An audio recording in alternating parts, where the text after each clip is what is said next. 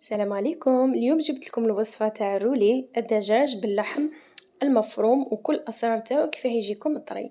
نبداو بلا صوص بلانش. نبداو حطيت شويه زبده شويه زيت. هنا راني نقلي شويه صدر الدجاج، ومن بعد نحط البصل المفروم هنايا. هنا نقليوه بيان حتى يولي شويه دوغي، ومن بعد نزيدو غير شويه ما واكيد الملح، ماشي بزاف الماء باش ما تنشفناش لاصوص. ومن بعد هنا حطيت كريمه سائله ولا لا كريم فريش، حطيتها كي تسخن بيان. نحطو الجبن الطري، الجبن اللي عندكم ديروا، حتى الجبن مثلثات يجي عادي، وديروا كميه يعني لاباس بها باش تقلكم لاصوص. ها هي الصلصه البيضاء يا صوص بلانش، وهداك دجاج درتو دي مورسو صغار. هنا نجو البولي صدر الدجاج المفروم. انا صراحه انا نشري صدر دجاج ونفرمه وحدي. هنا حطيت صدر دجاج، حطيت مغرف كبيره بصل مفروم، فص ثوم. هنا بالنسبه لصدر الدجاج درت واحد 700 غرام هكذاك، هي كميه معتبره، والملح اكيد. وهنا حطوا حبه بيض، والسر اللي يخليه اطري وحاكم روحو اللي هي لا شابلور، يعني البيض ولا شابلور يخليو الرولي حاكم روحو وطري. هنا درت 2 مغارف وما كفاونيش، 2 مغارف اكل زدت نص، يعني 2 مغارف ونصف. وكذلك السر اللي يخليها طري اللي هو السمن، مغرف كبيره السمن. هنا اللحم المفروم، انا اللحم المفروم نشريه ومن بعد نعاود نرحيه في الروبو، يعني اللحم المفروم تعاودوا ترحيوه في الروبو باش يولي طري بزاف. هنا حطيت كذلك شويه بصل وفص ثوم، وهنا درت الملح.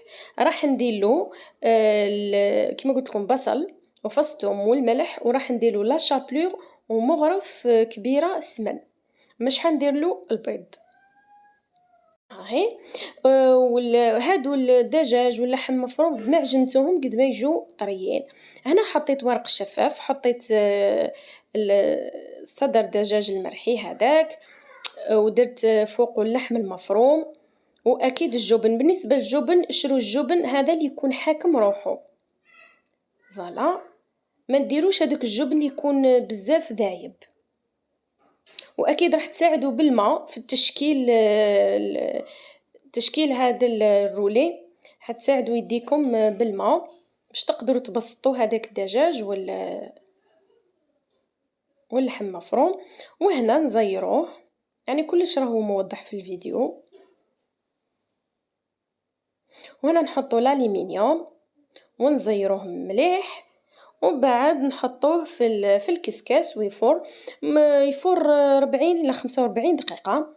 هنا نخلوه يبرد واحد النصف ساعه ولا 40 دقيقه، خلوه يبرد بيان. ومن بعد هنايا نديرولو البيض ونزيدو نديرولو لا شابلور، لا، ونزيدو نحمروه.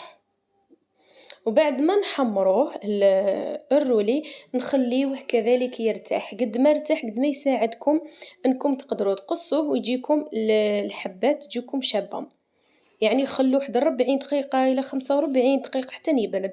هاو الرولي تاني.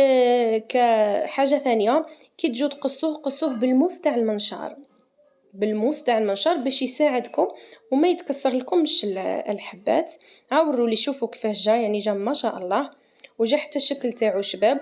والجبن شوفوا قد ما ديروا الجبن هذاك اللي حاكم روحو قد ما يجيكم ما يذوبلكمش وما الشكل يجي شباب. هاو الرولي تاعنا درت له لاصوص بلانش، ومن بعد فوقه درت الرولي، وهنا كذلك حطيت فوقه لاصوص بلانش. نتمنى تكون عجبتكم الوصفه، نتمنى كذلك انكم تجربوها. دمتم في رعايه الله وحفظه، والى اللقاء.